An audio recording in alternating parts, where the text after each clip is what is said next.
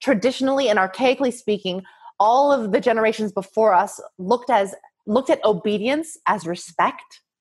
We are now confused as to what respect even means. Respect is not obedience. So when our child disobeys us and doesn't hug us and doesn't give us the attention we're wanting at any given moment, they're not being disrespectful. They're actually respecting themselves. They're actually tuning into what they want, what they feel, and pouring love into something that they're already working on, completing that project, shifting that energy towards you, and then engaging fully with that next moment. But to disrupt them from that is to break our children from the ability to fully focus on one thing. And that is, again, one of those kind of like cut-ins on the curiosity, cut-ins on the authenticity and the focus. That then we ask later when kids are in, early middle school and elementary school, why can't my kid focus? Because you gave them like this interrupted, focused childhood. And now they're confused. Literally, as you're saying this, I went there. Welcome to Black Belt Beauty Radio, a podcast fueled by a passion to support your journey in developing your most beautiful and optimal performance in life. Each episode is driven with the intention to elevate your mind. When we elevate our mind, we elevate our life. So get ready. It's time to rise.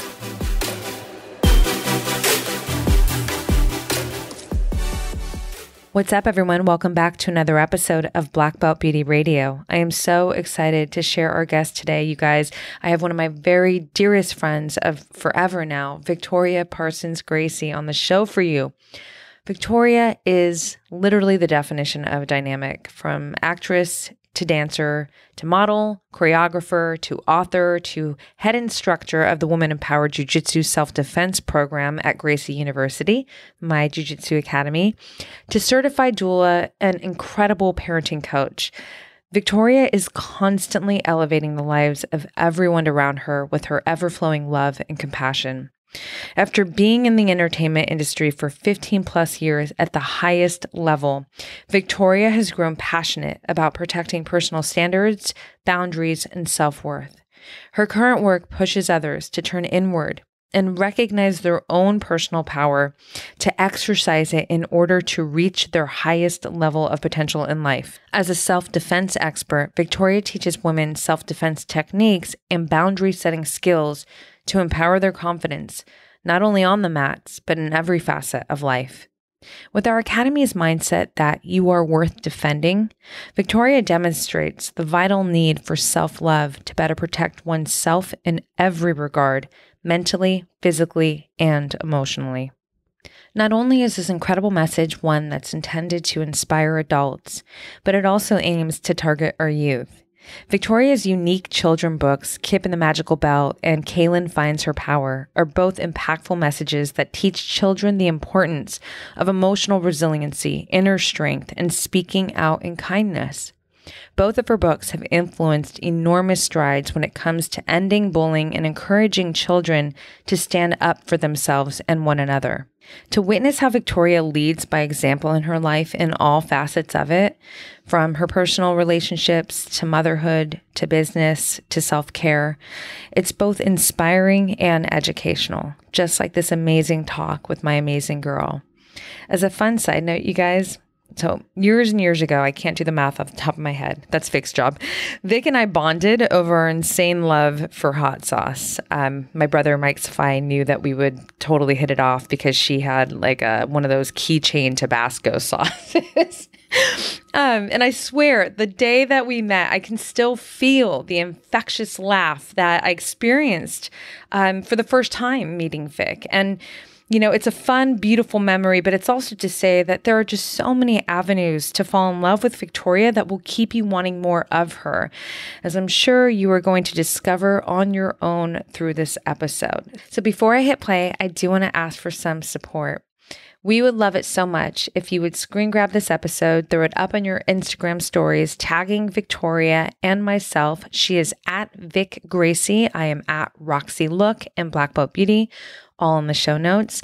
And, share some thoughts on it. It's so helpful to get your feedback. It's always appreciated. And additionally, if you would like to really support this podcast on another level, which we would be so grateful for, please give us a 5-star rating and review and share your thoughts on what this podcast does for you, how it's impacting you. It would mean so much to us. So, you guys, without any more words, please be ready to enjoy the next hour and a half of your life with my girl, Victoria Parsons Gracie. Enjoy. This episode is brought to you in partnership with Beauty Counter. You guys, as a beauty expert and makeup pro of over 20 years, I have legitimately sifted and sorted through endless amounts of beauty products, from skincare to makeup, you name it, I've touched it. And, high performance is always a priority to me. When you're working on clients who are on the red carpet or accepting awards on live shows like the Oscars, things of that nature, there really is no room for error when it comes to performance. But as a total, lover of health, over the past decade, I became highly conscious about the health aspect of products too, and really trying to steer away from skincare and makeup products that, have chemicals and fragrances and ultimately health disruptors. So when I found Beauty Counter, you guys, I started playing with their skincare and their makeup products on me. I was so happy with the results. Not only, did they totally deliver, but I legitimately felt better putting these products onto my skin. What you put on your skin is totally affecting your health. And it's so important to really realize that. Not to mention the brand is really health conscious for the world, and I love that too, but that's just me.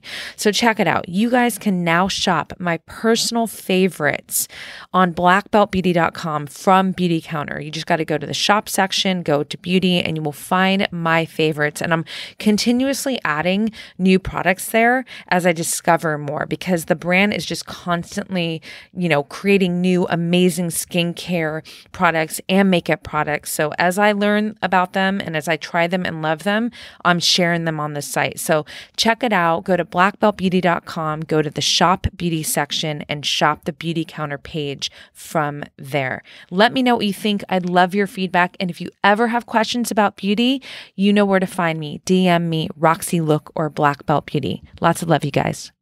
Vic. Yeah, I like that. Queen Victoria, I love you. Here we are. I'm so grateful to be here with you. Me too. Honored to be a part of this. Well, for the record, I want everyone to know a couple things. So Victoria and I go way back, and you were, first of all, the very first person I ever trained jiu-jitsu with. Woo! I literally remember the day like it was this morning, doing a trap and roll with you in October, and literally changed my life forever. And no one forgets the first person who mounts on them. Good point. Nope. I know. I got lucky with you. And then the other first that people don't know is that, so when I was about to start the podcast, there was a rough start before the official start, right? Yeah. And I can visualize and feel that moment just like it was this morning too, where, we're sitting in my living room on the floor, and I had this, program that I don't even use now. It's, it's so different. And I remember being so nervous because it's a form of public speaking, and it's not, what I was doing up to this point, and you were so rad.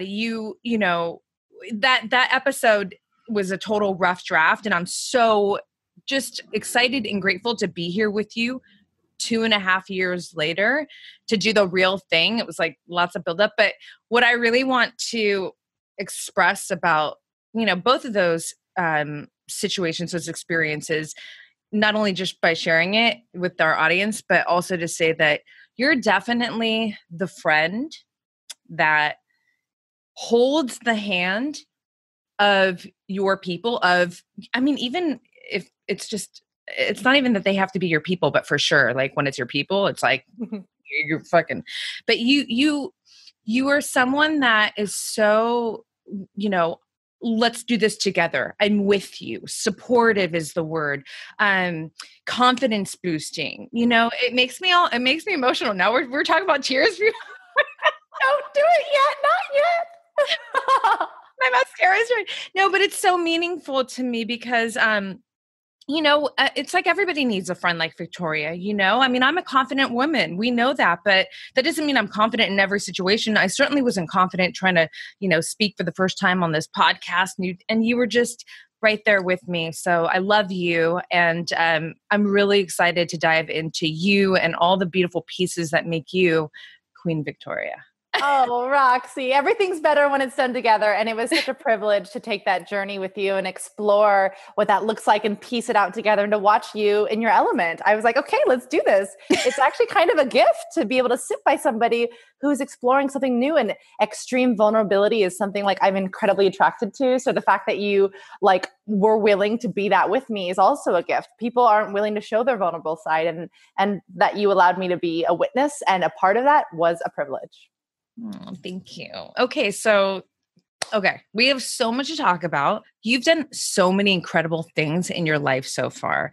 I mean, when we think about your childhood, moving into becoming a professional dancer, and not just a professional dancer, but you were Rihanna's key dancer, like number one on tour for... I don't know that they number us, but yes. Yeah. There was two female dancers and two male dancers for 2.5 years almost that I toured with her.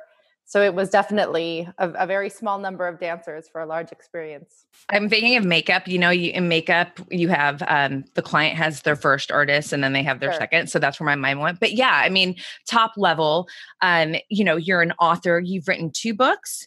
You're so many things. You're a mommy pro. You're a doula. If I ever had a baby girl, it's like Victoria's in the room with me, straight up. A mommy coach. You are a self-defense expert. You're an entrepreneur, and you're an incredible wife, partner, girlfriend. So many things, right? There's so many avenues for us to tear into, all of which I have to say, none of it's watered down. Everything that Victoria does, I feel like you put all of your heart into it. When you make up your mind, you go all in and you really, really give it your best. And what I love so much, and I really want to talk about, because I know that there's so much that our listeners will take from this, is just, you're very strategic too. So I think you've done a really great job of, a couple things, being really honest with yourself, implementing mind, logic. You're total, like she's laughing. Total geek. I love it. But you're an artist, you're creative, there's emotion there. So I think a great place to start is, let's go back to, Victoria, maybe moving into your professional years as a dancer, if that feels good for you to start. I'm going to step in actually one moment before, because that's how you'll understand why I even took that leap. I was a computer science major in college. I was programming computers as a major at Cal State Long Beach. And I was in my 5th year, and it's like about a 5 or 6 year program. So I had about 1.5 years left. So I was in my 4th or 5th year. And the same week that I got a job offer, a paid internship with Boeing for computer science for programming, all I had to do was graduate. On top of, they would offer me a paid internship and a guaranteed job forever kind of thing. Was the same week I got offered a job to go on tour and do an international show with Kelly Rowland. And I was like, and every Asian, my mother is from Vietnam, and every Asian parent out there is like, take the Boeing job. Like, don't you skip a beat on this girl. And what I realized is that the Boeing job is there. It's always there. Computer programming was an incredible part of my life that gave me, again, that logical understanding of breaking something down, taking it into pieces, and then putting it back together. I learned how to build a computer from a very young age. I learned how to program computers. And once I realized that, I'm like, okay, this is something that, although like a language, if you don't practice it, you lose it. It's also not going anywhere for me. I can table this for a moment. And oh my gosh, I want to get paid to travel and dance. Bye. So I very much jumped mid college life and left into a career in dance. And my parents were like, under one condition, you must stay in school. And I was like, okay, sure. So I took like 2 or 3 classes a semester for almost 1.5 years into touring with different artists. Wow. Until I was like, this is no more. Like, this is too much being on the road and trying to be a professional dancer and, still honing my skill in that world, introducing myself into a new world while maintaining a school like foundation, it was very difficult. So I ended up stopping, and that was like an Asian mom's, difficulty. And my stepdad, he was such a pivotal person in my computer science career because he worked for NASA at JPL here in Pasadena. And he was like, listen, graduate. And again, we'll get you any job you want, because I know people who could at least look at your resume. And I was like, sure. So when I stopped and I didn't, he was also like, wait, what? So both of my parents, engineers, like Northrop Grumman and NASA, were like, go this way. And I was like, see you later, which was hard. It's hard to go against our parents' wishes. So that was my first. That's huge. No, I'm so glad you took us there, because there's so much to expand on there. I think it's there was a study done that one of the greatest regrets that people have when they're on their deathbed is that they didn't live their own authentic life, and yeah. I know that that's very true in my own experience of life, where I didn't necessarily have anybody telling me what to do or what they thought was better. But there were ideas that were not in alignment with where I was taking myself necessarily, but I had to keep on keeping on because it's what I felt deeply inside was what I wanted to do. So I want to ask you, obviously it worked out for you. I'm sure it certainly did. I did all right. Yeah.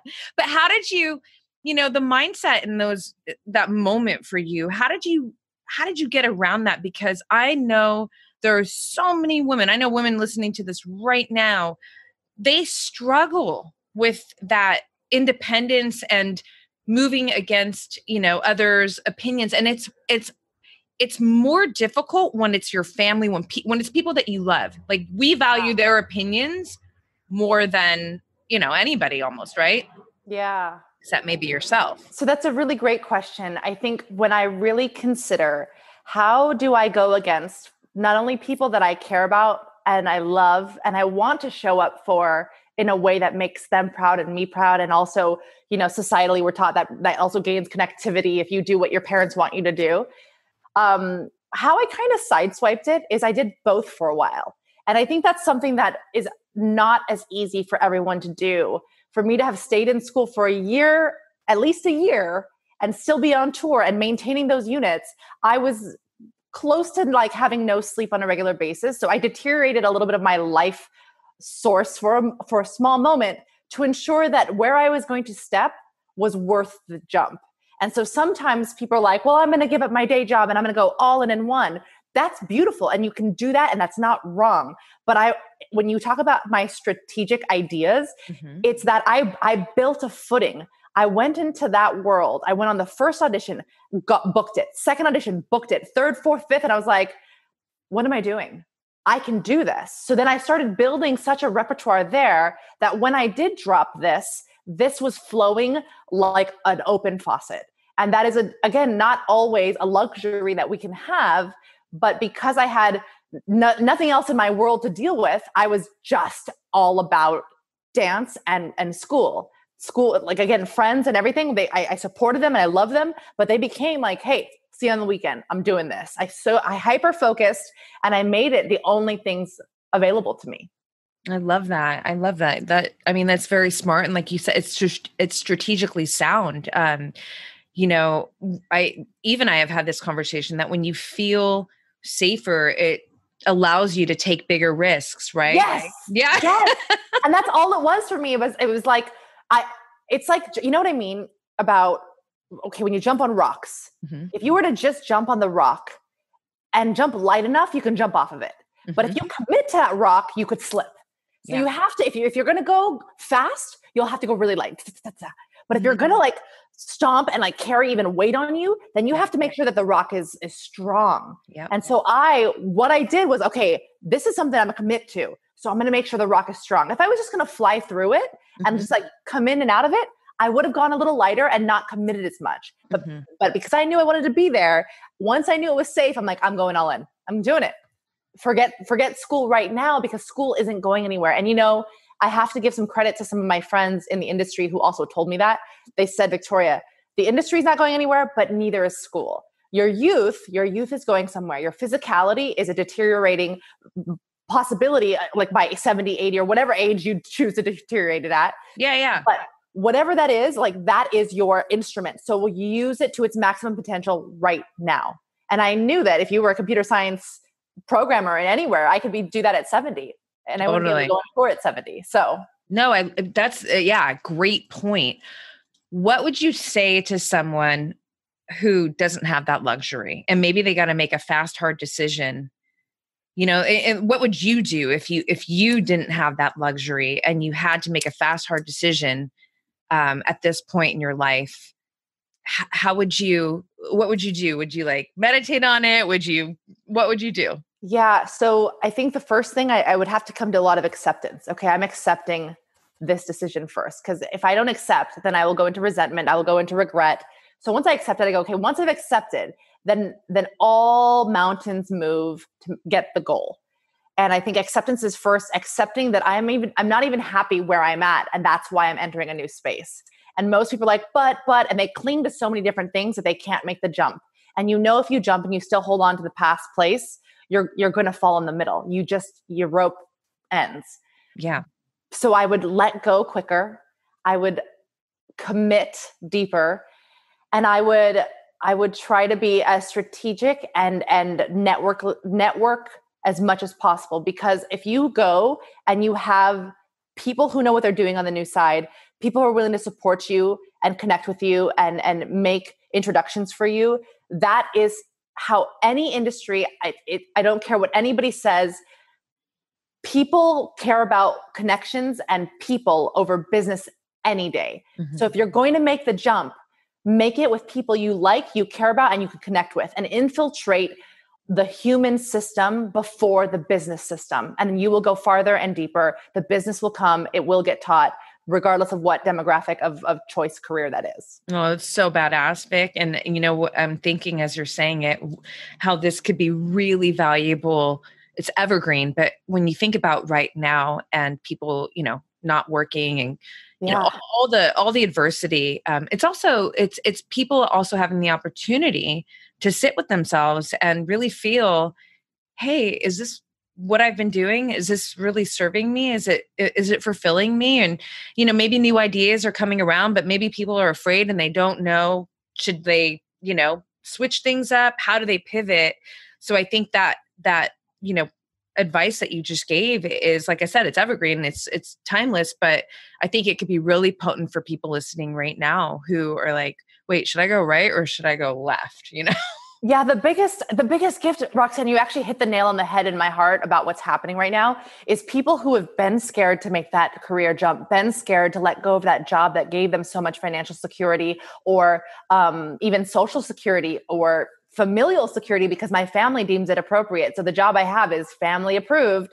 Now they're either forced out of a position or forced into like really reflecting like, oh my gosh, if this really is the end of the world, am I doing what I love? And why am I still at this company that maybe doesn't take care of me the way I wanted them to, that maybe doesn't look out for me in times of crisis? And why am I killing myself, sleeping less at night, giving all of my hours and killing my social life to commit to a company that I'm really not that passionate about? That was the quarantine gift for so many in a career shift that, again, they might be at home now, literally going paycheck to paycheck, going into a savings account, or maybe they're struggling with their savings account and they have to move back in with their parents and say, the job's done, but at least I'm shifting. I'm no longer doing a job I hate or have never really liked and couldn't tell myself that. Or I was doing to prove to you guys that I was enough and that I could be successful. In what world? In what social world have we constructed these ideas? Like, we were fed, Roxanne, so many romanticized idea about what romance and what love is, so many ideas about what success is, and this hierarchy of human existence that the people who have more money and of certain races and certain colors and certain demographics of the world are superior to others. And here's why. And when we look at that and what we've been like scripted and digested and believed, we subscribe to this. So not only was it served to us, we perpetuated it and we subscribe to it. We realize I can unsubscribe. I don't have to live in the, it's just like a newsletter. I unsubscribe. I no longer want to create the success journey that school and the archaic ideas of the linear progress of school, higher school, meet someone, love them, marry them, have a kid. Like it's such a linear trap, which is not wrong. Listen, some people really love the line. And if you do, rock it, run it and live it fully. But if you're despising your life at any point, you really got to ask yourself, wait a minute, how did I get here? What choices did I make? And can I unsubscribe? Because you can. It's literally like a button. I'm done choosing, the idea that one way of the world is the only way I can do it. I mean, mic drop. It won't drop. It's on a stand. Don't do that. It'll break. Oh my God. It's so powerful. And I think, you pointed out so many wonderful things there, so many powerful things. I'm with you, girl. This idea of what success and, like what really living a fulfilled life looks like. And it's like, whose life are you living? By whose standards? By who fucking wrote this story? So one of the things I talk about a lot with the girls that I coach is like, man, when you look back, if I have the opportunity to look back at my life on my last day of living, I want to make sure that every single day of my life, I have authentically lived Roxanne's life.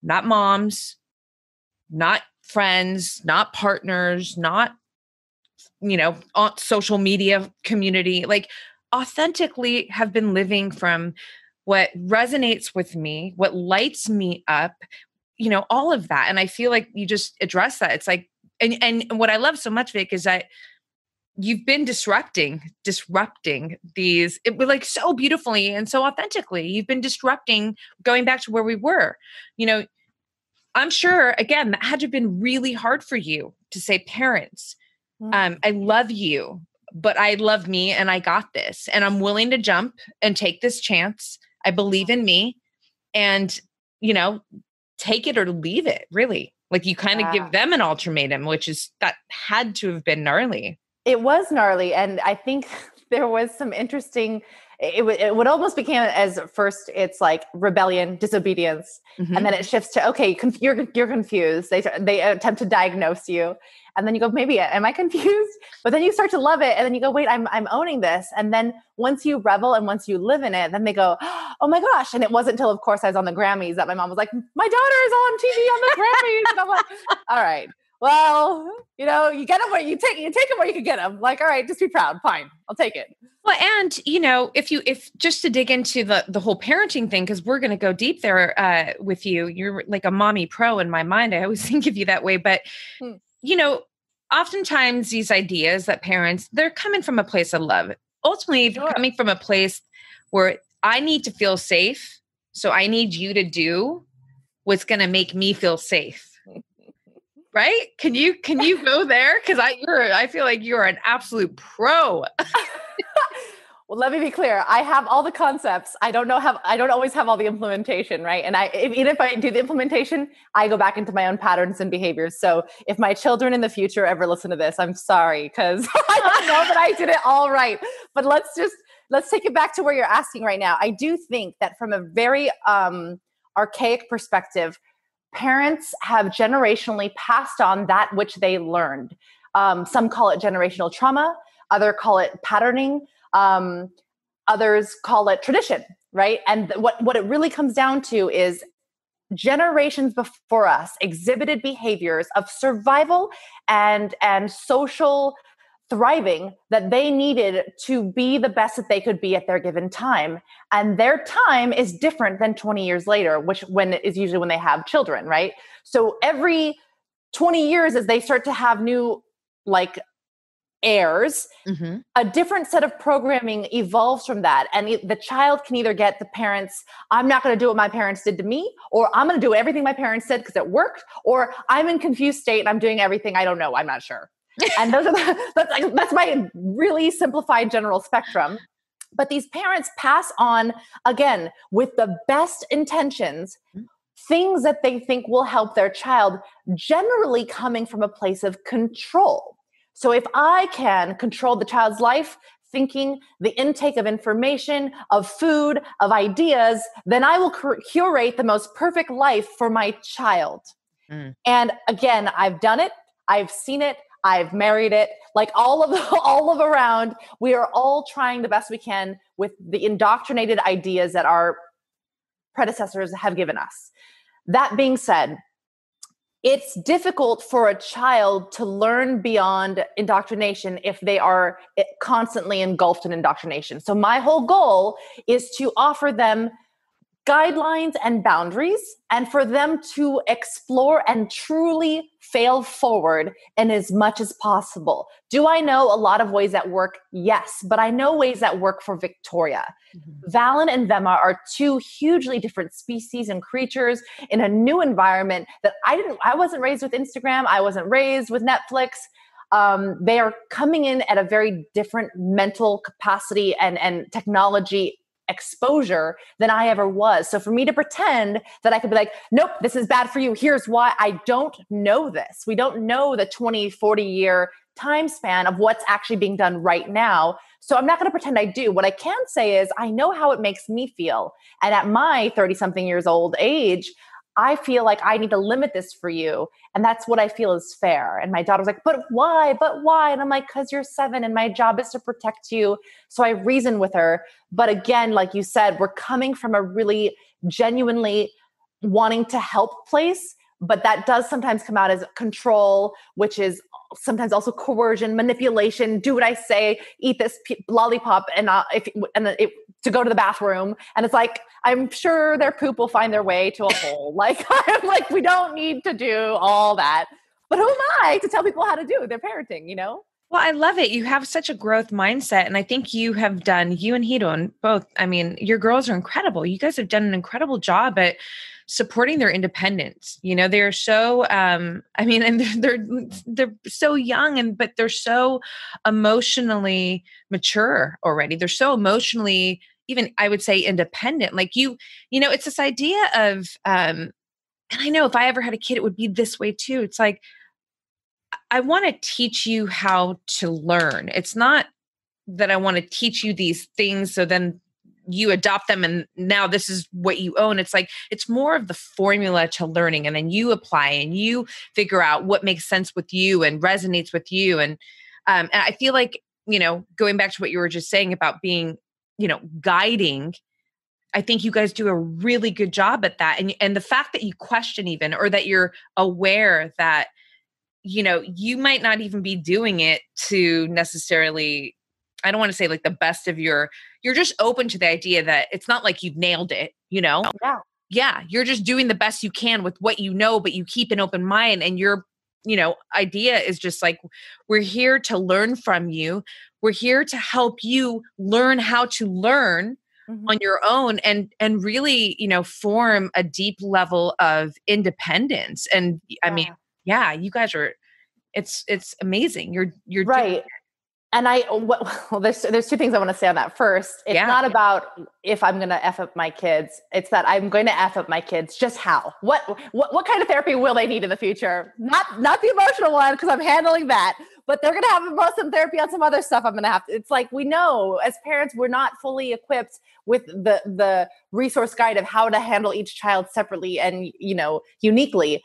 But on a separate note, I will say that is something that I work really hard to do is I really help them go, how do you feel about that? Why do you want to do that? Are you making that choice because you think that's going to make me happy? Or like when they get overwhelmed, I recognize that children under the age, I mean, like their prefrontal cortex is not even really built until like significantly later in life. So I'm sitting there and there's this theory of like, I'll let you borrow mine. I'll sit with you and show you how to take deep breaths, how to walk through this. Wow, you're having big feelings. This is what it feels like when you're feeling jealous. Oh, this is what it feels like when you're feeling overwhelmed. I told my daughter the other day, she's like, Mom, can we just put stuff away? I don't really like it when things are everywhere. And I go, it sounds like you're getting anxiety over the fact that things are cluttered. She goes, is that what it's called? I'm like, yeah, it's called anxiety. So the sooner I can normalize these behaviors of like, those feelings equal this name, you can name it. And once you name it, you can have a good relationship with it. Like, don't let anxiety run you, dear. know that like, if you like things tidy, then you could be purposeful in living that beautiful life. And knowing that when people aren't as respectful of this tidy behavior that you enjoy, how can you find your calm and your peace within that? And so I sit with that. And again, Rox, I take the time. I have the time. I'm a homeschooling mom. I'm giving my kids all the hours of my life to allow this for them while still trying to nurture my own. But that is kind of like the difficulty with, I know this kind of parenting for a lot of people is that there's only so many hours in the day, and these kids are having meltdowns and they're wanting certain things. So to really go slow and be like, this is called anxiety. When you see stuff all over the room and it makes you feel overwhelmed or feelings like you can't sit still and it's making you uncomfortable, this can be interpreted as anxiety. And one way we can, handle this is taking deep breaths. And I just walk her through, again, a bunch of different things. And she's like, that's not helping. Okay, then let's try something different, So really giving them the tools at a young age so that she doesn't need me to do this for her when she's 13 or 18 or 26, No, I mean, the word that's just flashing through my mind is you are empowering your girls. You're empowering them. You're giving, like you said, you're giving them the tools. You're helping them understand. It's not, you're not telling them what to think. You're showing them how to think on their own. You're allowing them to not be overwhelmed by emotion, but to actually understand it. Right. I always like fear. If we think of fear is so overwhelming, but if you actually put fear in a chair and you kind of like objectify fear, right? A little bit like you're an object, it can help you feel more level to handle fear. But when things feel overwhelming because you don't understand, it feels out of control.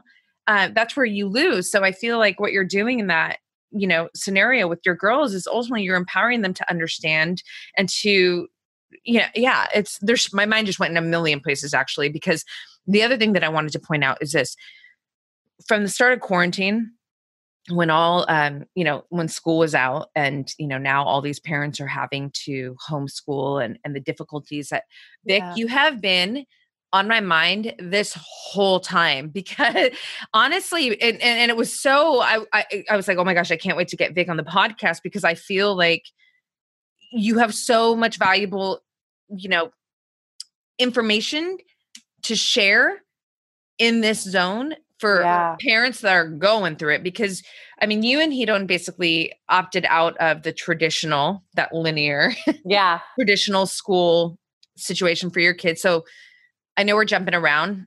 It's always how I roll, but can we go there for a little bit and talk about how you so we looked at, but first of all, I had an amazing linear school experience. So this is not coming from someone who's like, well, I had a rough high school. I didn't like it, so it's not for me. It actually was glorious. I did really well in school. I had a great GPA.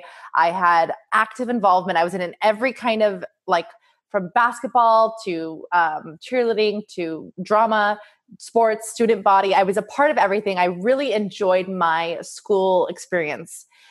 And as I grew into this mother and did more research into the kind of child I wanted to bring into the world, I said, wow, I don't really get to choose how my child learns.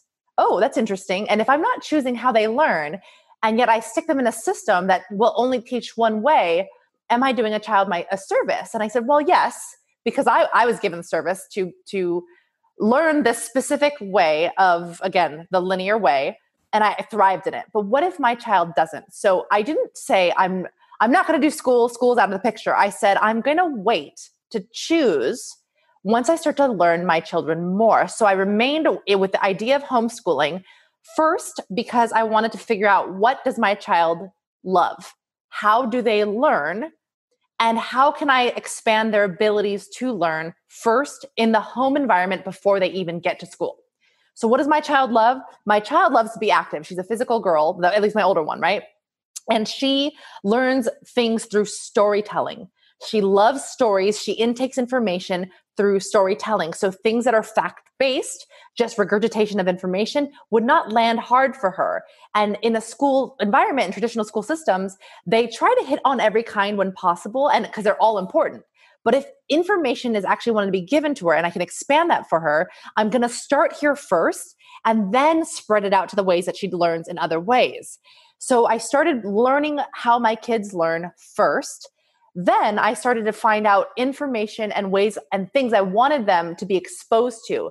And through gradual exposure, I exposed them to ideas, things from languages. I started sign language at a very young age so I could communicate with them. So of course that means I had to learn it first. I learned Portuguese when I met my husband so that I could speak to them in a second language. I expanded with the idea, if my kid loves like princesses, okay, we're going to do math on the basis of princesses so that the intrigue on what I'm doing is not just some mathematical 2, 5, 1. I'll say there's 2 princesses and there's 2 other girls who want to play. How many princesses want to play total? So you use something that they're already interested in to kind of bridge them into an idea, which is my favorite subject, which is math. And I really bring them into something that they wouldn't have otherwise been like, I don't want to learn the number 2. But you'll learn the number 2 as a byproduct of your princesses having 2 friends and 2 friends. So you know what I mean? Like you want to know, or if you start going into food, like I'm a foodie, I'm like, okay, if I only have 5 pieces of pizza, how can this be fair for 3 of us to each have a piece? And so then you start to work through, this is a pie, this is a mathematics, like you start to expand through different ideas of schooling in things that they already enjoy with their family. We're at dinner and there's 5 slices and there's 4 of us. How do we divide? And again, she's 5, 6, 7. These are my girls that I'm just like, you're playing with them at home, and in play they learn. And it's like Albert Einstein say, play is the highest form of education. It just truly is, that we as adults even like to learn by play. No one wants to just sit there and memorize words over and over and over and over again, and facts and figures. How do they apply to my life? The minute you show a child how it applies to their life, they're hungry for more. So as they start to get older now, there's of course many options in the homeschool curriculums and ideas. I'm a really big and keen on this idea of Inspire. Inspire is a charter school that is government funded. That means the government will pay you money to homeschool your child. That means the government will give you thousands of dollars a year for computer supplies, all these different like field trips that they could be taken, and you put them towards a charter school, and the charter school checks in with you once a month and goes, how is your child doing? Everything going okay? Do you need any help or suggestions or progression? Can I talk to them? They check in with you. So you can really have a non-heavy-handed approach to supporting your child into learning. And my goal is not to become this professional teacher. My goal is, again, to teach my children how to learn for themselves and sit by them and go, where are you struggling? Okay, I can support you in that, because my daughter, my 7-year-old, taught herself how to read. She taught herself how to read. And how? I would just look at letters and say, that's a G. That makes this sound. And she goes, but what does that sound make? Her curiosity led the way, because we are all, Roxanne, born curious. Mm-hmm. We are so curious. And if you are so kind as a parent to not kill the curiosity of your child, it will be ever flowing. And it's hard not to kill it. Let me tell you, Roxanne, this is one thing that parents don't even realize they do. Why? Because we are so annoyed when our kid goes, Mom, why are we going there? Because we're going to go visit grandma. But why? Because, there's a party over there. Well, why? And we're so quick to kill the why instead of saying, good question. Why do you think? And let them be curious, and let them answer why, and let them explore, and stop having the answers. We're so ego-driven, Rox, that we want to be the one. Well, if I don't know what that is, but I'm going to tell you, I'm going to make up something. That's a tower for radios. When my daughter goes, Mom, what's that? I go, I don't know. It seems to have 6 antennas. It stands up really tall. What do you think it could be for? And I've just allowed her brain to expand into every different avenue: creativity, inquisitiveness, possibilities. I'm expanding the possibilities that she can think about something, rather than, what is that? Mom always has an answer. Guess what? Mom doesn't have the answers. Mom has more questions. So you come to me, you're going to get more questions. And that's kind of the difference in my homeschooling approach, is I offer more inquisitiveness, but I'm also like really... Yeah, I've done a lot of research on what kind of homeschooling I want to do. I want to be able to go off the grid and just teach my kids anywhere off the grid, and then come right back and then seamlessly move into any traditional linear space, because she'll pop in and be like, what is this? Oh, got it. Which you guys have done. I mean, that's incredible. That process. Yeah. Well, I mean, listen, you guys have traveled the world with your kids. Your kids have traveled more than the average American, legitimately. Yeah, legit. your process is so powerful. It's literally coaching, self-development. I am such a fan of questions. Yeah. I've, over 20 years of writing in my home. Questions. Yeah. When it's all about digging deeper and not just settling on some answer or just like you said, the ego trying to have an answer. When I'm coaching a client, I will take you deeper. It's like peeling the onion. But like you said, it's that curiosity and allowing more possibilities. So one of my favorite words is possibilitarian. You're literally grooming your girls to be possibilitarians. And, when you think about not only how powerful that is for life, because we live in uncertainty, there's uncertainty and possibility are literally, I feel like it's like, interchangeable words, right? Yeah. But when you look at uncertainty, it feels daunting. It feels like, Yeah. oh my gosh, it's like, what's going to happen next? And it can feel so scary because you don't feel like you have control. But if you approached it from the perspective of, there's so many things possible right now, when nothing is certain, anything is possible. There's actually a quote like that. Now you're looking at this unknown from a place of curiosity, from a place of eagerness to discover. Yeah. So I'm just saying that to expand all the amazing, your approach basically to homeschooling your kids. And it's more than just homeschooling. It's literally how you're parenting your children, Yeah. But I think it's really refreshing, Vic, because, and it obviously takes a lot of energy. It does, and that actually pivots me in a direction I want to go. I have there's like questions as you're talking, girl. I'm like absorbing. It's so good. And like questions are in the queue because, it's super powerful, everything that you just dropped. And then I'm thinking this takes so much more energy. And let's be real. Most parents these days don't have all this energy, right? Mm-hmm. To help peel back the layers and do all the things. And then comes, a lot of the struggle is I don't even have time for myself to take care of myself. So on the one hand, we have, I'm going to use you as an example, Victoria, I'm calling you super mom because you are.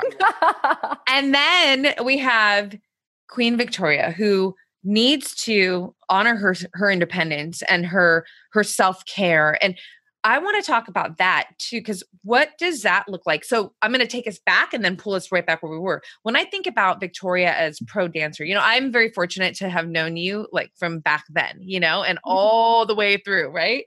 And how that pivot of just like going from being this high level performer, traveling around the world, like crazy, beautiful, incredible life. And now it's like, record scratch. I'm becoming a mommy, right? Yeah. And then everything that comes with that, which is so gnarly, the mindset, all the emotional pivots, all of that, pulling us right back where we were. Like Victoria does, Victoria went all in on being super mom. But what about that Queen Victoria, that independent Victoria, that, yeah. I hear you. Let me be honest here, because I think it does no one a service to imagine me going from finding my niche in a dance world, becoming a very lucrative and regularly working dancer, owning my space, living through my space. And then when I became pregnant, I read every book possible, both on birth and early childhood development. I looked at it as like my job as a mom to research not just how to have the child, because I did 2 home births. So I wanted to have a child a specific way, and also how to ensure that I could raise this child with grace, with care. And what I found, Roxanne, is that every book that I read contradicted each other. So I said, this is a problem. If everything that you're reading is contradicting something else that you could be reading, that means every parent has a different book in their hand, and they're all doing things that may not resonate well with them. So I'm glad I read all the books, because then I just sat back in my heart and I said, what feels good for me? What feels sustainable? has, the greatest amount of impact in the ways that I want, which is long-term connection with my child and a growth mentality, not just authoritarian control, how to get your child to do what you want. And what has like a really big compassion-filled approach. Because I don't think anyone moves in this world by pushing them to a point where they're angry, by instilling fear into them. I think everyone grows best under the light and brightness of compassion. And once I looked at that, I said, okay, this is the parent I want to be. I researched everything possible, but then I gave birth. And let me tell you, the minute I gave birth, the minute the child came out of my body, Victoria, the queen as I knew her at that time, died. I mean, there was a holy death. I had to just sit with it.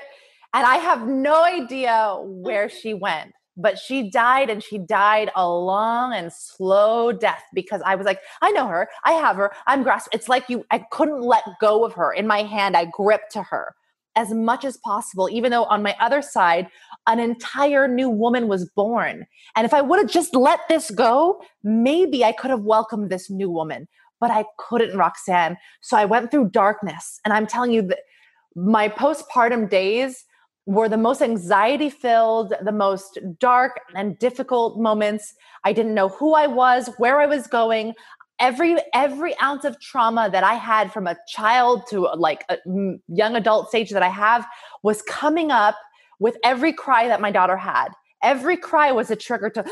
What was that thing? Why am I not doing enough? I'm not being enough. I'm not perfect enough. I'm not enough. It brought up every scared possibility that existed in this Victoria transition, that I couldn't let her fully die, so she couldn't fully be born.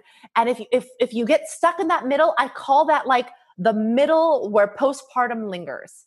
And it's so dark, Roxanne, and it can be so lonely because you actually don't know you're there. And you think that because you're surrounded by people, you should be happy. Everyone's like, oh, nothing matters as long as you have a healthy baby. And I'm like, bitch, no, I'm a mess. Like my baby is healthy and alive, but I am not. Something is going on in my mind. And I didn't know. I really didn't know until I remember the day I went to my friend Goose's house and I laid on her bed and she looked at me. I hadn't showered in days and I needed to sleep for what looked like forever. And she was like, will you just go take a shower and take a nap? And as I started to fall asleep, I could tell she was like, we need to get you help. And that was the day I called my therapist. And that was the day that I realized like, oh my gosh, I have tons of childhood stuff that was just not dealt with, Roxanne. And that's all this is. Motherhood opens up the childhood wound in you because you have to graduate her to let this other like ethereal mother come out and say, I got this. But then the child in you was like, but I don't got this. And so then you have to look at it and go, do I mother the baby or do I mother me? And this is where the confusion happens. We're all taught to mother the newborn. The newborn will handle itself. You've got a partner if you're lucky to help. You've got community if you're lucky, support system. And if not, you've got either a breast to offer or formula. That's all a new baby needs. Changing of diapers and that. Milk. And wherever it comes from. The rest is reparenting that inner child and all the wounds that we never dealt with, that we compartmentalized, pushed away, detached from, disassociate from, and pretend aren't there for the most of our lives, whether that's from sexual assault, whether that's from our parents abusing us, ignoring us, neglecting us, loving us, whatever it is, that is what needs parenting. That's what needs the first attention the minute that baby comes out of your vagina. And people are going to hate me for this because they're like, no. There's a new baby. Give her the love. That new baby is perfect, born perfect, loving perfect, and needs nothing but boobs and diaper changes. Literally, that's it. What needs healing is the mom. And everyone visits Roxanne, and they give all this attention to this new baby. Mm-hmm. And this baby, you know why they love that baby? Because the baby is perfection. The baby is untainted, pure source of love. And people come in and they drink it like Dracula, like the blood of pure goodness. But then they forget that there is a woman in pure transition dying and being reborn right in front of them. And they forget to nurture that one soul. And I became a doula, A, to process that for myself, and B, to ensure that any woman I ever help does not go through the same thing on their own. So I coach moms. I coach, I've been a doula to one mom, and I had to stop because I realized how much this was impactful for women. And I was like, I'm not ready because I got littles still. I have littles. So until my littles grow up, I can't be on call. I couldn't be on call. I was on call for her, and I was like, poof, this is a lot. So I backed off dueling because I was like, this is transitioning a woman from her early childhood wounds to womanhood. And you can't do that in 3 months. This is like deep work and deep stuff that if women are willing to face themselves, to seek the work, to get the help, to say, I feel weird feelings, guys, I don't know what this is. Maybe the transition to motherhood could be a more, I don't want to say growth, because growth is used as more very like loose. Harmonious and fluid, No, I think it's such powerful points that you bring up. And honestly, you're speaking and I'm thinking about mommy friends that I have, and I can be like, yeah, I can see that, so it's really powerful, Vic. And it's perfect because my kind of mama, like this is where the inspiration came from, right? Your practice. I mean, it's a self-inquiry. It's you paying attention. It's you. Pain is such an incredible catalyst for growth, right? Like you had to experience that pain, be really honest with yourself, and then take the steps to move yourself out of it. That brought you, that did a lot of things for you, from your coaching, writing books for children. Yeah. I mean, there's so many things but one thing I want to add to that is when you say, they only need milk and they don't. Leading by example is huge. It's huge for you. It's huge for me, right? And granted, your newborn is not, able to comprehend what you're. Or are they? Or great point. Who fucking knows? We don't know. Great point. Which furthers where I wanted to go. When I think about you nurturing this transition of a woman, I mean, what are you ultimately doing? You're loving her. You're loving yourself. And so really, when we think about it, that is loving your child too. You can't love, we know this universally. If you don't love yourself, but you're trying to call love into your life, or you're trying to give, there's a glitch in the system. It's not legit. But when you call it like a pipe, if you're gonna try to turn a pipe only one way, it doesn't always work because it's not bending. The pipe flows, and it flows everywhere if you let it flow. But if you're like, no, block this and just only go to my kid, only to my kid. It's like, no, let it flow everywhere. Let it flow to you. Let it flow out of you. Let it become part of you. Let you be the pipe. Keep it flowing.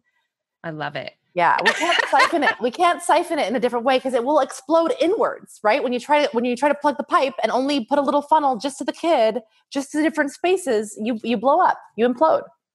Totally. And then and then what grows from that, when you transition and you're loving yourself and you're expanding in a powerful way out of this dark place, this uncomfortable place, and your child is growing too. I mean, that's all transferring of energy. Whereas like you said, if you don't do that, you're just, you're repressed, you're holding things in, you could even manifest illness. I mean, all kinds of shitty things can take place from that. So it's beautiful that you bring awareness to this concept, because again, this is refreshing, because I don't, while I'm not a mom, so it's not like I'm always being dialed into mom stuff. I have a lot of mommy friends, and I don't hear this being spoken about often. Yeah, it's not a normalized, again, if you watch any movie right now, because again, media plays a big role in how we live our lives. And they always say, what came first, the media or the life, right? Which one is in impacting the other? And I think right now we are on the receiving end, a very big receiving end, where children and people are watching rom-coms and thinking that's how the relationship should be. They're watching family movies and they're idealizing, well, that's what a perfect family portrait looks like. That's what family dinners look like. And they're emulating, from Instagram to movies to films, they're emulating those lifestyles. But what's not being portrayed in any of these is even healthy love relationships aren't being portrayed in films. It's always some unweird chase, not chase, jealous, I feel this thing, which I get it. They're wanting to normalize behaviors, but give me also something to work towards. How do I work through my jealousy and weird behavior so that I can have that healthy relationship? How do I cultivate a healthy sense of self as a mother in this movie about moms? They normalize all the difficulties of what it's like to be a mom and the kids crying at night. Yes, but how do I persevere through that? How do I push and create a community? Show me how to cultivate women who can support me in parenting how I want and not necessarily how everyone says I should. How can we diversify the types of parenting that exist on the screens so that I can be impacted with new ideas and ways to approach my children without having to spank them or teach them that, you must share because sharing is what we do. And it's like, adults don't share. What are you talking about? Do you share your car with your neighbors? Oh, I want to borrow your car. Excuse me, I don't know you. Like, what are you talking about? We force this at a park with kids we don't know. We say, share your toys, honey. We're all here to play together. Are you kidding me? We go to a beach and we're like, you're on my towel, bro. There's no sharing my towel with people at a beach, but yet you want our children to share toys at the park? It's foreign to to really connect the dots of what we do as adults to children. The things that we impose on them do not compute. And once we stand back and really ask, why do I force sharing for my kids? Why do I force them to hug grandma and grandpa? I was just thinking that. Like, why do I force hugs on people they might feel uncomfortable around? I'm literally saying your body and your choices matter. Can we talk about this? Because literally, Vic, I was, when you guys, when your little girls were just, they're still little girls, but I remember that so powerfully that, you guys were very clear on, we're not doing this whole thing of like, oh, Roxy's here, so hug Roxy. It's like, even though Roxy's family, but it's like, no. If they don't want to hug, they're not hugging. Yeah. That was so badass. And it really will pull us into self-confidence. Yes. Self-defense, women empowerment. So I would love for you to just, tease that apart a bit, because that's huge. Parents are always doing that shit, man. And what does it teach? And if you think about it as an adult, like you said, it's foreign. I'm not fucking hugging someone I don't want to hug just because you walk in the room to make you feel more comfortable. But what's crazy, Roxanne, there are adult men and women who do that because they were taught as a young child, like, oh, this person is your family. So here's take it back for a second. Imagine yourself being a 2-year-old with the memory of like, I don't remember past like the last 2 to 5 weeks of my life. So every time, let's say grandma comes over, they don't even recall who grandma is unless they're getting a weekly regular dose of grandma. And now grandma comes into the room and we say, oh, it's grandma. And because grandma wants to feel the love, and because we want grandma to feel loved, because we love grandma, we're like, oh, Jimmy, give grandma hugs. And Jimmy's like, like they're hesitating, because kids want to vibe people out too. When you walk into a room, you look people in the eyes, you make eye contact, you wait for a moment, and then you go, oh! And then you come in. You don't just walk in and go, hey. Like it's so programmed that you were even missing the point of connection. And kids are so attuned. They're so hip to energy and people and things that when grandma walks in, they're going, what is she doing? How do I feel about it? Where is her energy? Do we connect? Do I care? I'm in the middle of building a Lego farm right now. I don't give a flup about grandma. Do you understand? They're so incredibly present that we want them to stop the toy playing. That's like me saying, Roxanne, stop your amazing bath right now and come out here and give Jimmy a shower. Like, what? Give it a hug. Why? I'm in the middle of a bath. Wait till I'm done. Like, it doesn't compute. Again, it doesn't make sense for the child brain. Why am I stopping playing? If there's a new energy in the room and they catch my attention enough that I want to go engage with them, I will get up and go, Grandma, and I will run.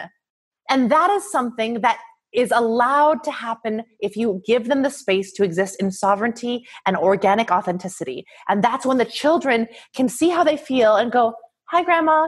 And if the grandma sits in such beauty and attunement that their child, that the grandchild is sitting in something that they love and loving that toy, if they can find the beautiful feeling of, my grandchild loves playing with what they're doing and I love watching them, not give me love, I want, then there can be this beautiful sense of like actual non-conditional love. And that's the difficulty We have been told that my extreme love for my child is why they should hug me. But that's conditional love, because I'll only love them if they give me the hug. And then we move from, if that child doesn't hug me, he's disrespecting me. Or if he doesn't say hi to me, that's disrespectful. Mm-hmm. So if my child is so engaged in a toy and enjoying it that a new energy walks in the room and he doesn't feel yet ready to give you that energy, he's disrespecting you. Mm. How about you were disrespecting him by interrupting his deep engagement into something that's really important to him? Right. So we don't look at the reverse, and I don't look at it as disrespect in any way, but because traditionally and archaically speaking, all of the generations before us looked at obedience as respect. We are now confused as to what respect even means. Respect is not obedience. So when our child disobeys us and doesn't hug us and doesn't give us the attention we're wanting at any given moment, they're not being disrespectful. They're actually respecting themselves. They're actually tuning into what they want, what they feel, and pouring love into something that they're already working on, completing that project, shifting that energy towards you, and then engaging fully with that next moment. But to disrupt them from that is to break our children from the ability to fully focus on one thing. And that is, again, one of those kind of like cut-ins on the curiosity, cut-ins on the authenticity and the focus. That then we ask later when kids are in, early middle school and elementary school, why can't my kid focus? Because you gave them like this interrupted, focused childhood. And now they're confused. Literally, as you're saying this, I went there. I was like, yeah. And then later on, it's like, my kid can't focus, and it's like, you taught them how not to be present. You literally trained them to be. And my brain also goes, when you think about, oh, it's wrong not to physically embrace, to immediately, without like questioning, thinking, feeling, and then assessing, and then moving from that place of like, do I want to do this or not? Yeah. This idea of you're disrespectful, or there's something wrong about it. I mean, that leads to very dangerous or potential dangerous scenarios that, as a self-defense expert, women empowerment, jiu-jitsu badass.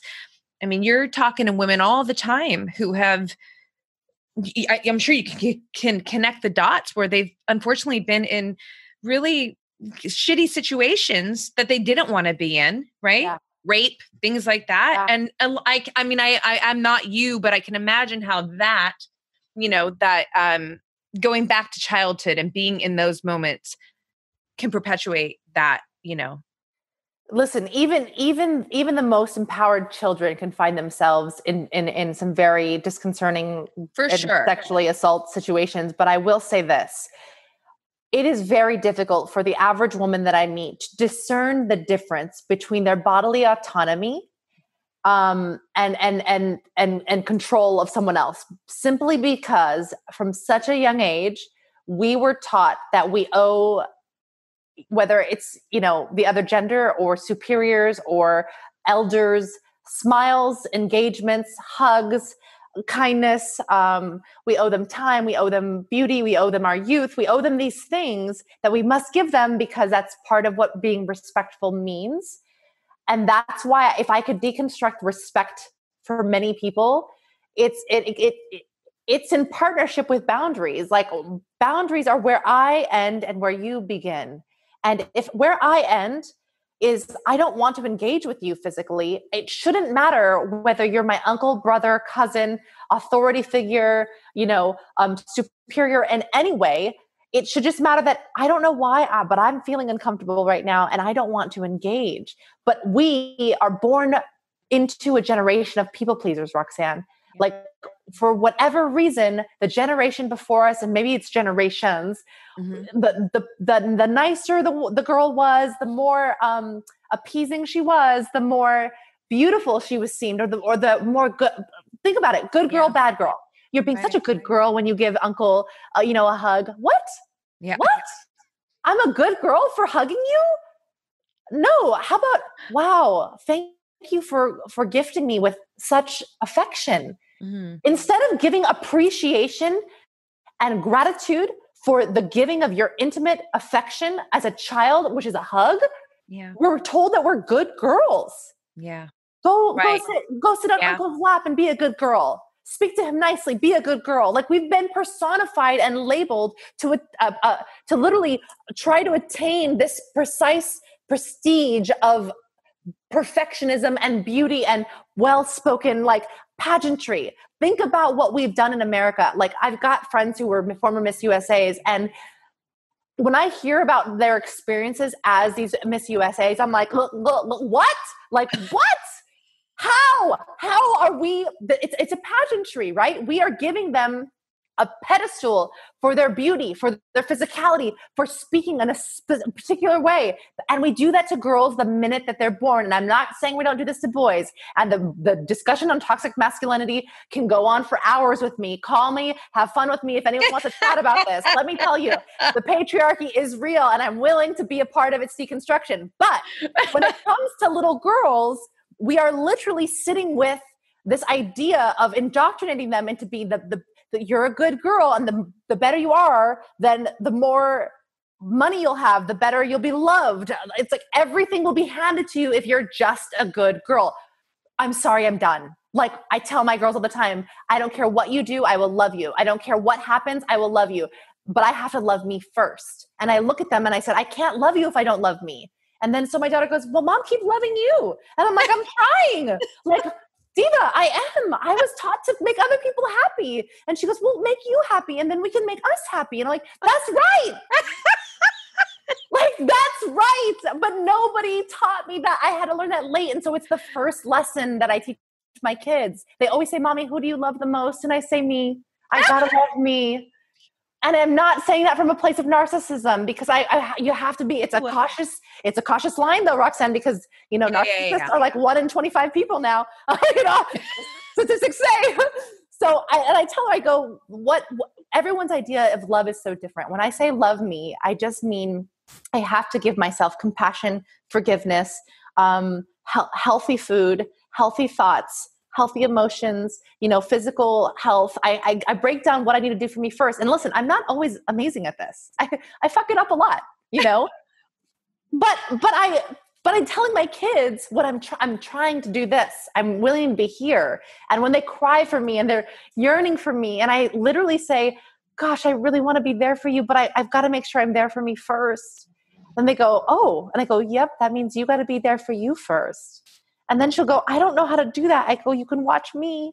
This is what I do. And then I model the behavior that is this. And then, even when it comes to cops, Roxanne, like my daughter's always like, but Mom, if we do that, won't we get pulled over and get a ticket?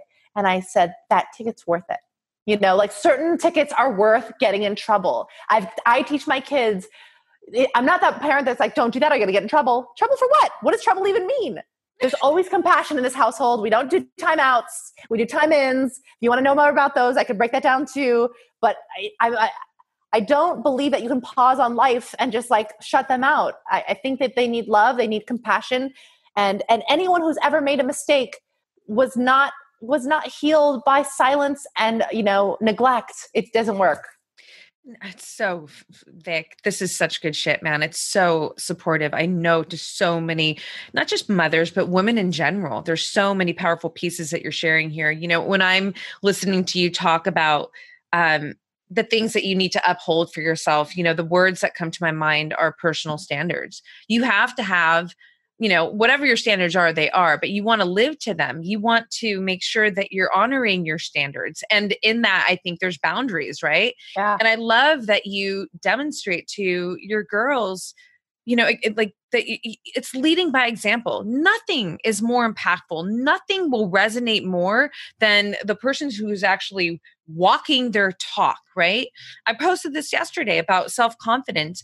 If you're not being true to who you are, confidence in the glass house, right? If you're not walking your talk, you just say this and this and that, and you don't back that shit up consistently, you don't have integrity and self-respect that fortifies this self-confidence, right? Yeah. It's so important.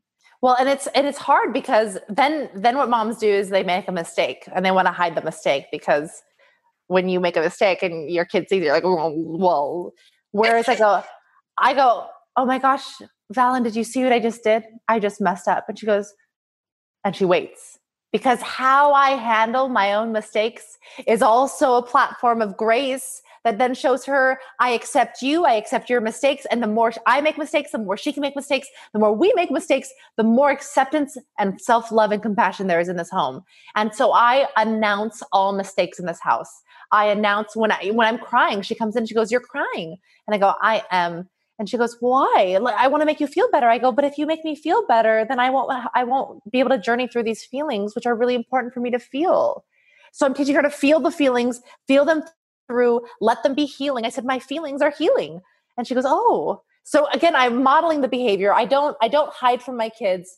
Although sometimes I need time to myself, and I'm like, you're like, give me alone time. Like, fucked.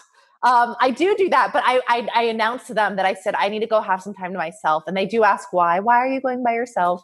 I said, because I think these are some deeper emotions than I, can handle.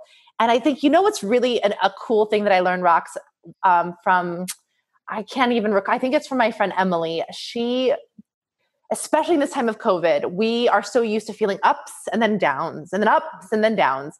And I think one of the biggest things that I learned during this time, but also I'm teaching my children, is, you know what? It's also okay to just be neutral. Mm-hmm. I don't have to be like, always happy. Like people have always been like, Victoria, you're always so happy. I'm like, yeah, because when you see me, I'm on my high. And when I'm not on my high, I'm recharging. I'm taking my time and actually healing. I'm enclosing myself with my books and with my journals and in my room and with my music and in my bathtubs. And I'm doing my healing work. I don't take that shit outside. Are you crazy? I disappear. I go and I do my inner deep work. And when I do the work, I can come back at 5,000%. But you know what? What I've been realizing in quarantine is that sometimes I don't have that capacity to go back and forth. I'm just here. Yeah. And that's been a beautiful gift to show my kids that neutral is okay. Because sometimes they think neutral is sad or mad because you're not perfectly on. Like the parent who always wants to entertain the kids. They got like a mariachi band around all the time, and you're like, chill, mom. She just wants to play with you. But when you can just recognize like, no, we can just be chill and neutral. Neutral is actually okay. And neutral is not bad. That was something, again, that wasn't taught to me when I was growing up. So I did think neutral was bad, and it's not. It's amazing. I've really removed good and bad. Yes. From my vocabulary, from my thought process. To be honest, even positive and negative in a lot of cases, because it's like, it's this expectation that is so categorized to make you feel like this is, I don't, maybe I'm not going to be able to pull the right words right now. I'll just keep it simple. I don't feel it's that black or white. I don't feel this bind. And it actually is perfect to what you're saying right now, like this neutral space. We can call that the gray area.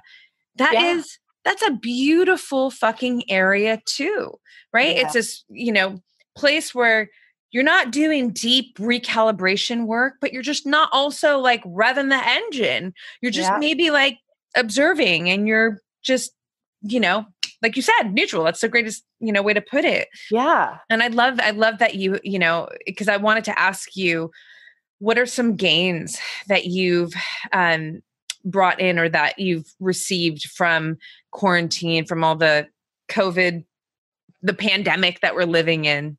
Yeah. That's a good one. That's a really great question. I think there's a certain resistance to uncertainty that we all have. I know I have some really interesting approaches to like, okay, these things can be completely uncertain. I'm okay with it, but these must never be uncertain, And I think we all have those kind of categories in our life. Like this must remain stable. This is okay if it shifts. And for the majority of my life, I've been really good at dealing with a lot of uncertainty. It's been something that since I was a little girl, I moved 12 times before I was 12 years old. My parents divorced. I, never knew where I would be on different weekends, different times. So you learn to flex and flow, which I know you could relate to, just like having like to flex with whatever the world throws at you, And so uncertainty was something that I've always been like really well versed at, but with a stable ground over here. But when that starts to get taken from you, what I've resourced is that all things external are uncertain. All things external are, in fact, give or takeable. And so then I said, okay, well, shoot, if the government can pull away where I resource my organic and healthy food at any given time, can also control the amount of food that I get. If I want 6 things of kale, I can only get 2.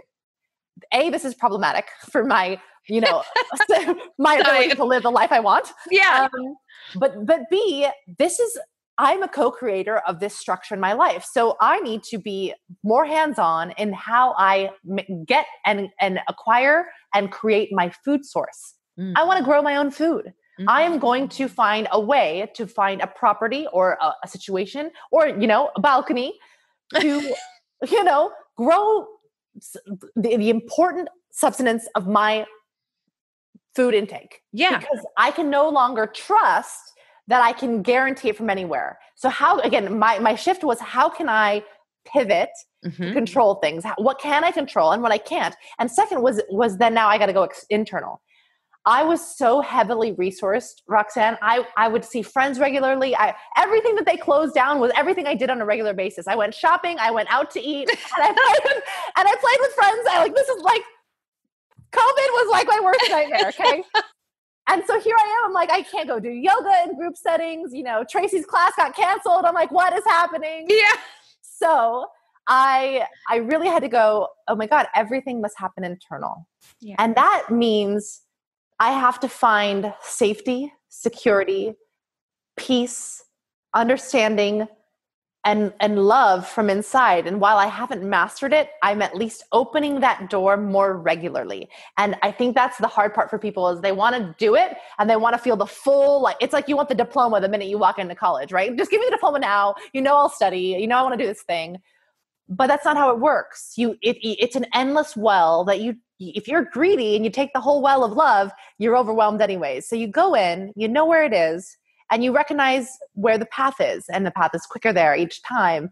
And I think only something like quarantine and COVID and being stuck with, the demons that exist in each of us. And that was the first illusion, is that people think that demons don't exist in the brightest of stars, but the demons are those bright stars, they are that the shadows that which exist. When you walk, you have a shadow. When you exist, a shadow exists. For there to be light, there must be a shadow.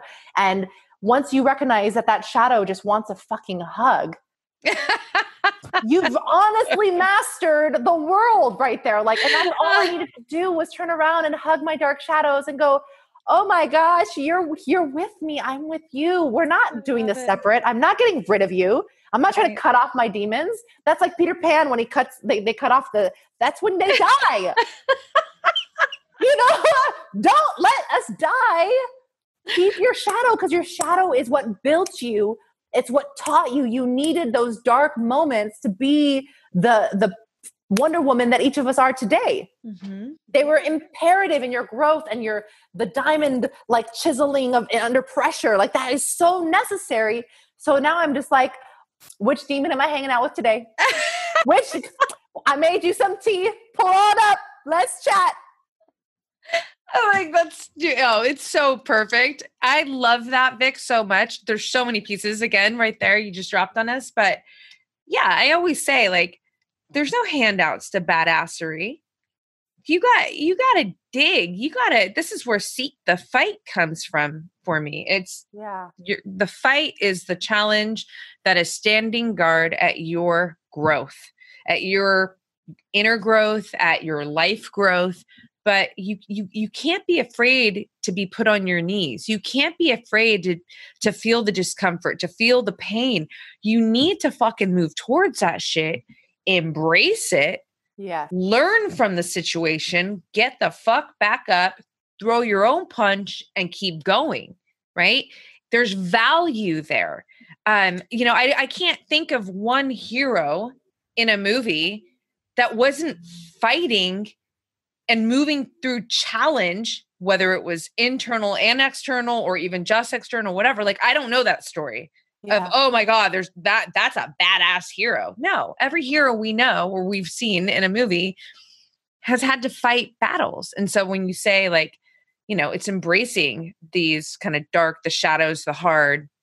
And then also the other piece that I love so much, and this is something I talk about all the time on the podcast, man, anything outside is a variable that can change. All day. Like anybody, even if you want to look at it from, oh, I have the most incredible partnership. I can die.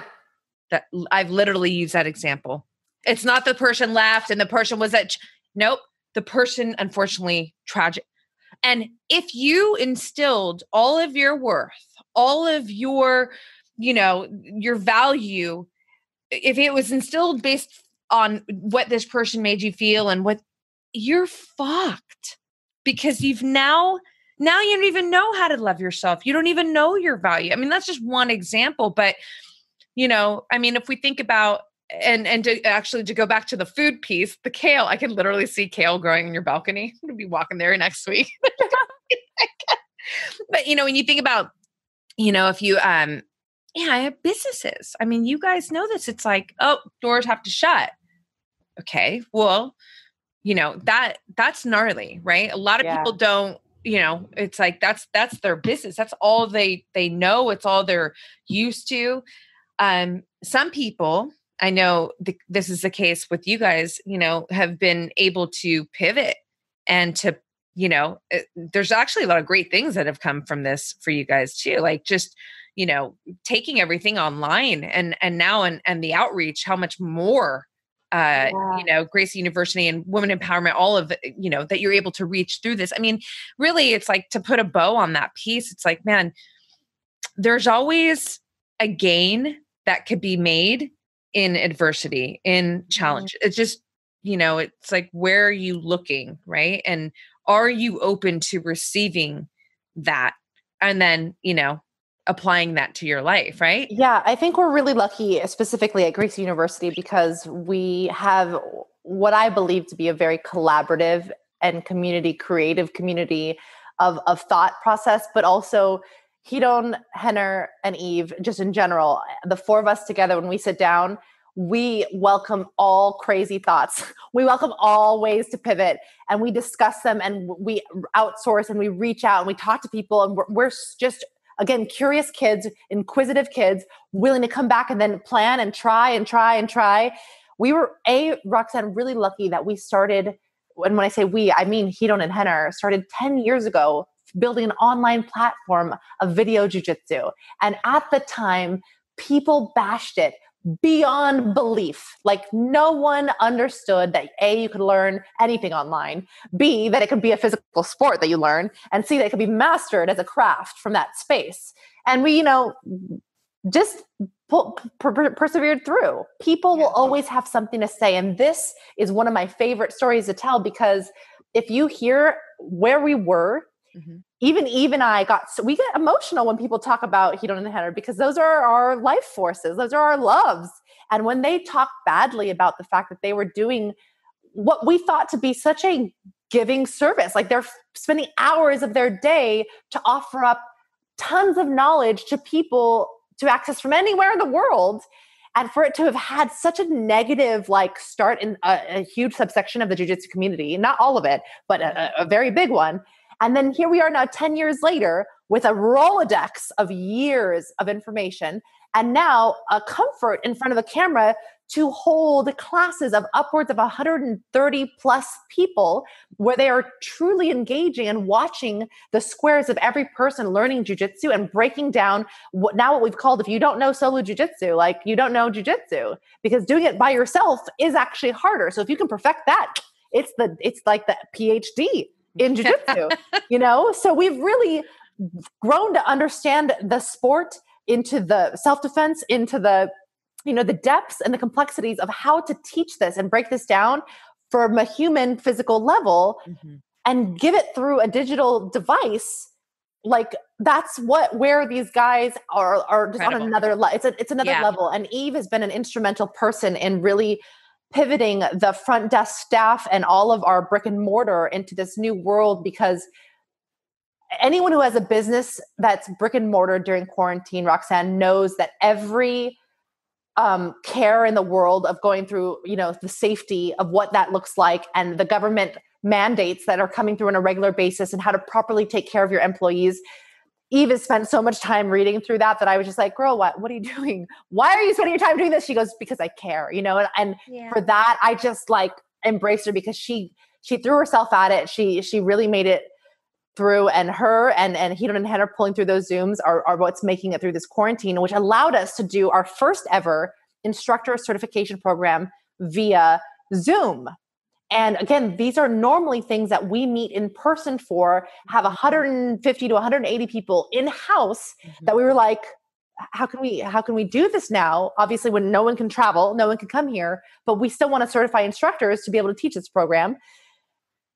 And so we did it via Zoom, and we have no idea how it turned out so well, but we just pivoted. We learned Zoom. We mastered Zoom and figured out every capability, read up on all the things. We were doing PowerPoint presentations via Zoom. We did a musical skit number. We did great breakout rooms. We did chat engagements. We did everything possible to make it as a real engaged thing as possible, because everybody, that over 100 people that were there with us, were also just wanting engagement and the knowledge as well. So when you say pivot, like you're limited by nothing in this world but your own capacity. And I've limited myself. Let me be clear. I even have limited myself. So know that if you're doing that, forgive yourself, and then know there's actually no limit. There's no limit to what I can do. I just have to be resourceful and creative and willing to try something different. And that's what we kept doing and pivoting. And Zoom was a gift. Zoom, I was lucky to have been using Zoom for the last year. Yeah. Just by happenstance. Yeah. With some other businesses. So then when Zoom became the thing to use, I was just like, guys, I know about this. Here, let's try this. And I just, offered it and helped them moderate. And they were like, okay. And Hannah's a quick learner. He's like, I got this. I'm like, perfect. So once you hand it off to that guy, he takes it and he puts like 5 BMWs on it. And you're like, how did that happen? He's brilliant. Yeah. It's just fantastic. He's great. Oh, that's amazing. That's so badass. Oh man. I'm really proud of the Gracie team for doing what they did, Roxanne. I think I know that people are struggling with this, and I know people want in-person everything. And, people have complained like, oh, we were really hoping to do it in person. And I'm like, dude, me too. But we honor the government mandates. We honor, the restrictions that people are giving us because they're the law. And we don't want to. We are where we are. Yeah. Like so we you can't. Yeah, that's the thing. It's like you find your way around it. You don't just keep pushing up against the rock. And I mean, what is that going to do? And in that finding around, oftentimes there's gains to come from that. Things that you would never have right? I mean, we would never do ICP in full person alone now. The interactions that we got via Zoom were so beautiful that we were like, if anything, we're going to do a hybrid. If anything, like it was a gift. Yeah. Quarantine, I think, has been like, even now in Hermosa is on a really low level. They created all this outdoor eating space. You've seen. Right. Yeah. And I'm like, we live in California where it's literally sunny 98.9% of the day. Why have we not had an outdoor seating? It only took up 5 parking spots. 5 people can walk a block further. Right. No, it's so true. And now we're outdoor eating. It's so true. Pivot. The podcast went video. I wanted the podcast to be video for so long, girl. And before Zoom, it was like, okay, I have to have the camera, I have to have the production, because I was always in person for me doing podcasts.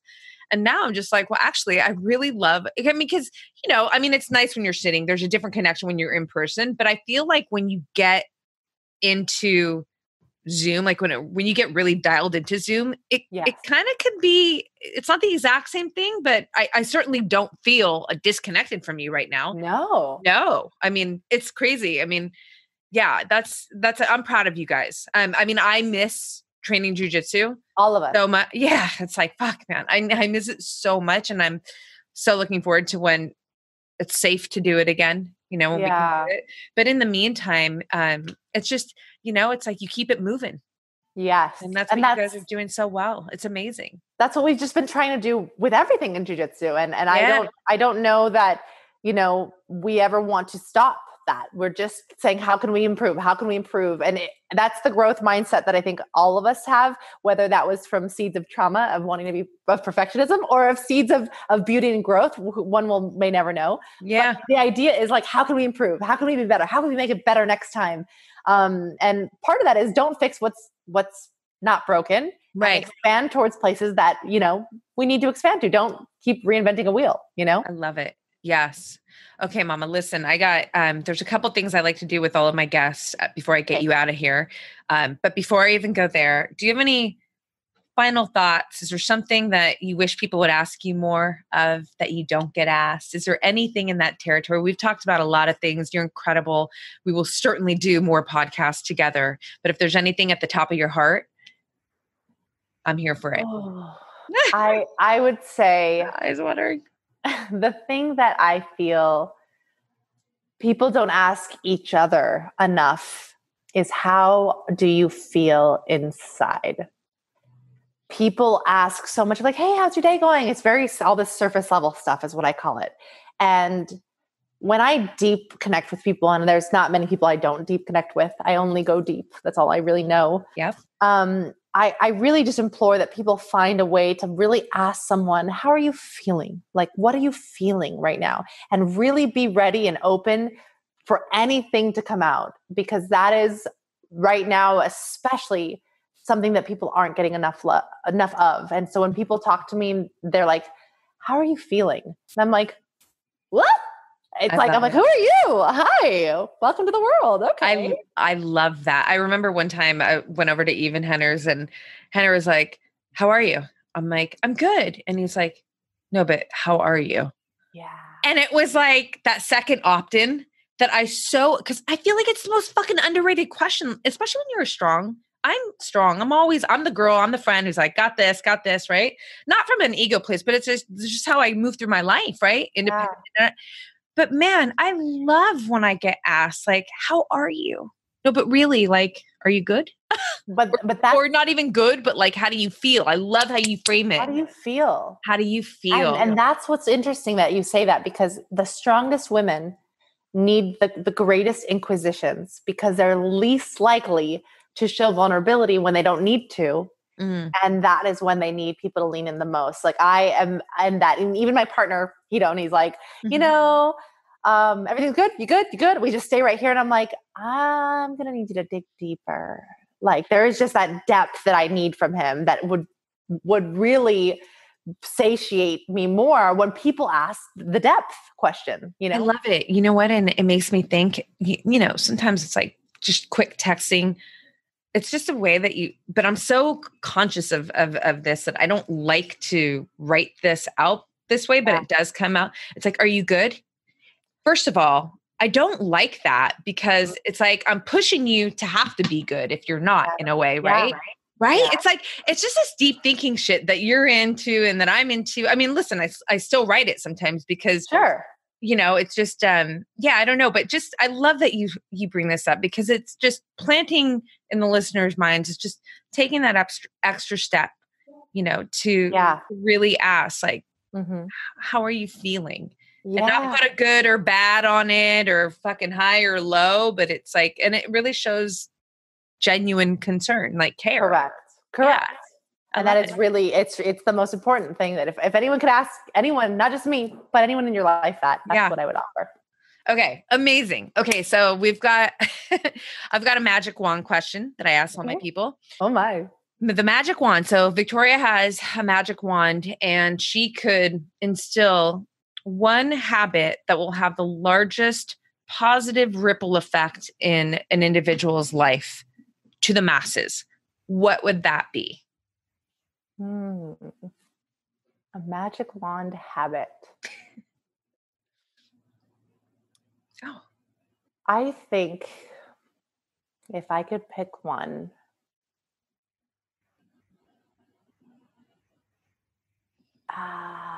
I'm torn between two. Hold on.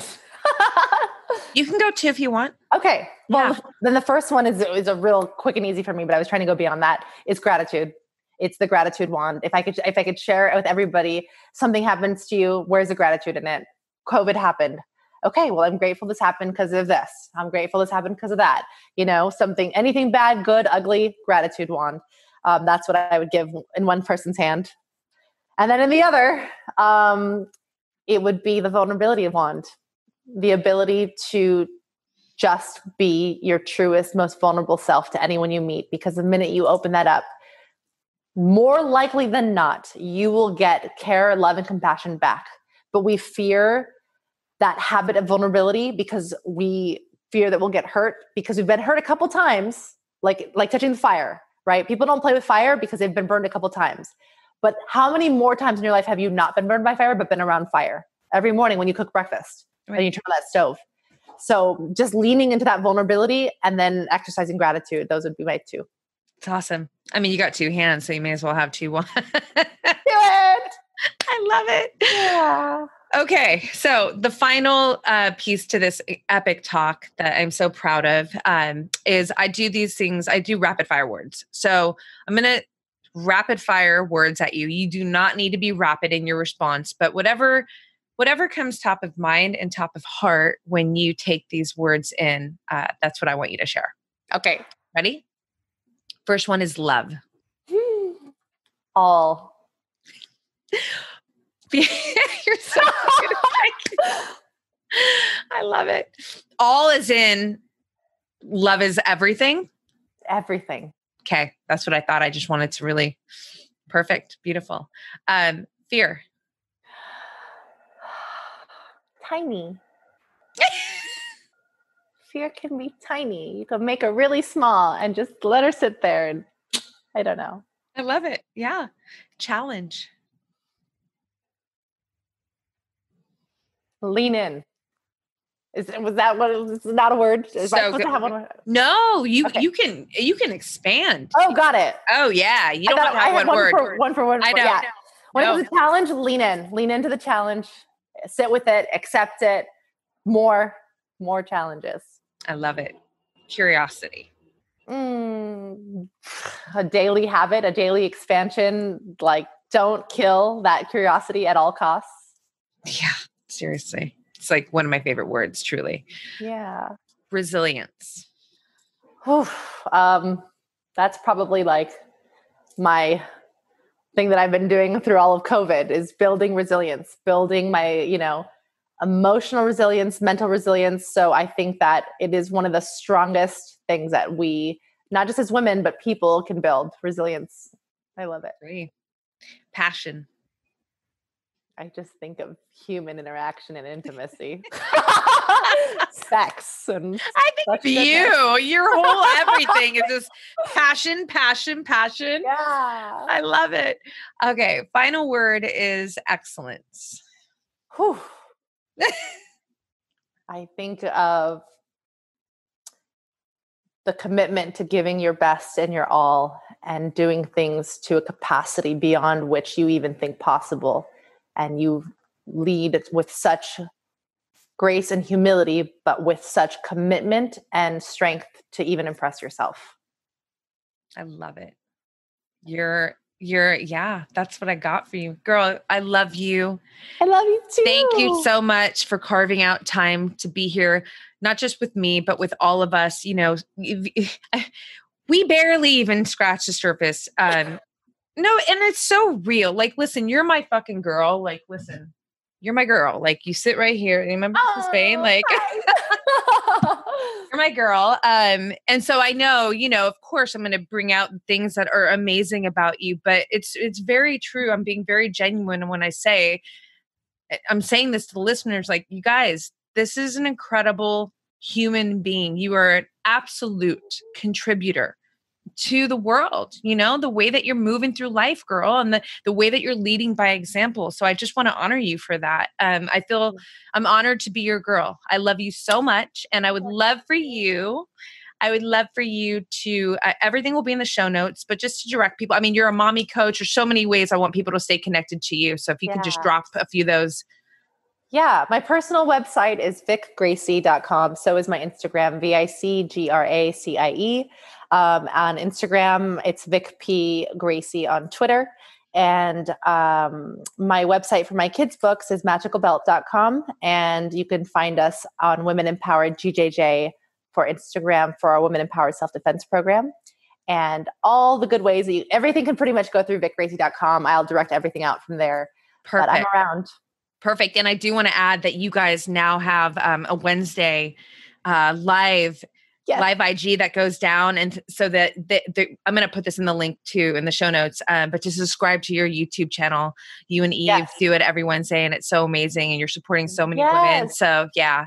I'm going to mention that. So we created a YouTube channel based off our self-defense program that's both healing and empowering for women. We talk about all the things that we are all challenging and ways that we overcome them. And we invite people to obviously give us their things that they've struggled through or basically succeeded with. And so we are just exploring all of this on every Wednesday at noon on our YouTube page. Please subscribe and join us. Yeah. And I just want to add, I love that it's just this like every week, it's like you're moving through life you're meeting everyone where they are. So it's not this like, oh, this classroom and the scripted, it's like you're, like, and I think that that's so valuable, because listen, hour by hour, shit is just changing. And so, it's a beautiful service, like it's an offering to these women to just show up, meet them where they are, support them emotionally. I mean, there's always an element of like teaching them some skills. So I just want to add that too, because I think it's badass, man. Yeah. Many times our topic is brought up literally the night before. We're like, let's just do this because that's what's happening in real life. Anxiety. Let's go. So we did a whole thing on how to manage anxiety because everyone was having anxiety. That's we did it. Amazing. All right, Mama. I love you. You guys tune into Vic. See you on the next one. Mwah. Thanks so much for tuning into this episode, you guys. If you loved it, please share it on your social. Throw it up on your Instagram stories and tag me. I'm at Black Belt Beauty. I am also at Roxy Look, ROXYLOOK. I love connecting with you guys. This is a conversation that I want to just continue growing with you guys. So if you feel inspired to hit me up, do so in that space. I always enjoy hearing from you. If you'd like to support this podcast, you can do so by rating it and reviewing it via iTunes. It's such supportive help, you guys. It really helps the visibility of this podcast. So I appreciate and thank you in advance for doing that. And last but not least, if you are interested in starting your own podcast, or perhaps you already have one and you need help with, editing your audio and the production of it, I cannot recommend my producers enough. Resonate Recordings, you guys, they are the bomb. I rely on them. They are an absolute supportive tool to me and my podcast. So check them out and let them know that Black Belt Beauty sent you. And on that note, you guys, I'm signing off with all my love and always looking forward to catching you on the next.